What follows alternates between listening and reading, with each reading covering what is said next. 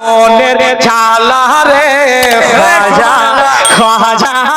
বলে দিওয়ানা খাজা খাজা বলে দিওয়ানা বলো না খাজা খাজা বলে দিওয়ানা।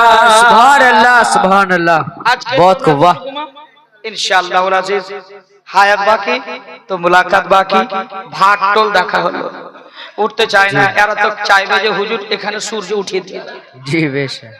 এরা খুব এমন চাইতে বাবা টেঁড়া আমাকে তো দেয়নি আর মায়েরা তোরা দিয়েছিস कोया मैं खुदा का नहीं हूं तू मेरा खुदा नहीं है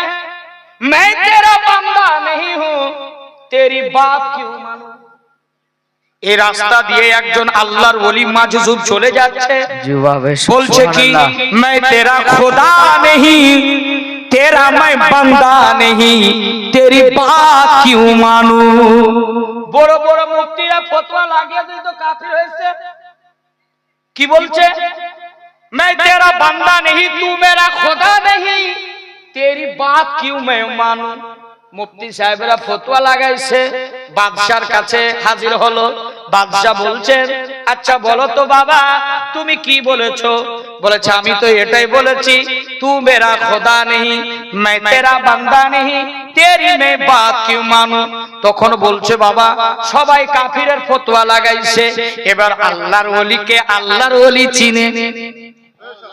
আল্লাহর ওলিকে আল্লাহর ওলি চিনে বাবা তিনি আল্লাহর ওলির কাছে গেছে বলছেন কি শোনো আল্লামা শেখ সাদী বলছেন শোনো শোনো এই কথাটা বলার উদ্দেশ্য কি নিজের অন্তরে নিজের নাফসে চাইছিল যে তুই এটা কাজ কর এটা করব এটা খাবো নিজের নাফসকে বলছিল যে তেরা मैं बंदा नहीं तू मेरा खुदा नहीं तेरी बात क्यों मैं मानूं। सुभान अल्लाह बेशक वाह বুঝা গেল মা सुभान अल्लाह। এরা তো এমন টেढ़া জাত কবরে নিয়ে গিয়ে ছাড়বে আপনাকে ওখানেও ছাড়বে না। একটা বুড়ি কইলছে কি জানেন মার্কেট থেকে বুড়া মাছ নিয়ে এসে সলের 3টা মাছটা বেচেছে বুড়ি ফ্রেশ করে বাছাই করে কড়াইয়ে রান্না করেছে ভাজা করেছে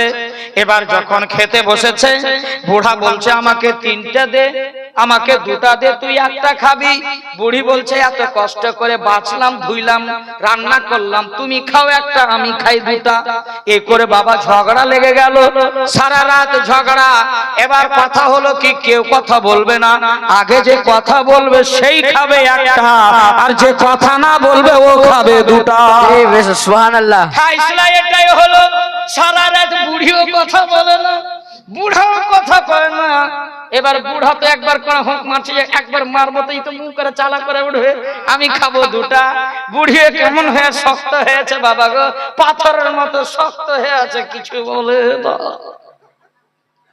বুড়া বুড়ি একদিকে মুখ করে ঘুমিয়ে আছে কথা বলবো না সকাল হয়েছে সূর্য উঠে গেছে এবার ঘরের ভিতরে কপাট লাগা আছে কেউ উঠে না কথাও বলে না তার ঝামেলা বেঁধে গেল গায়ের মোড়লের কাছে খবর গেল বলছে মোড়ল সাহেব মনে হয় বুড়া বুড়ি মারা গেছে কপাটটা ভাঙা হলো তাও কথা বলে না মাছ খাবে 2টা ও খাবে একটা লে ঝামেলা শেষ পর্যন্ত গ্রামের মোড়ল বলছে ফাইসলা কি করলো যে দুজনেই মারা গেছে তাদের জন্য পানির ব্যবস্থা করো আরে ঠান্ডা পানি দিবে তাও কিছু বলে না ইও কিছু বলে না করলে একটা মাছ চলে যাবে বলে না কাফন দেওয়া হলো এবার কবরে যখন নিয়ে গেছে জানাজা পড়িয়েছে কবর তো আলাদা হবে এবার তখন শেষ পর্যন্ত বুড়া কথা বললো যারে বুড়ি যা তুই খা 2টা আমি খাই একটা ই বাবা এমন টেঁড়া যায় কবরে নিয়ে যা ছাড়বে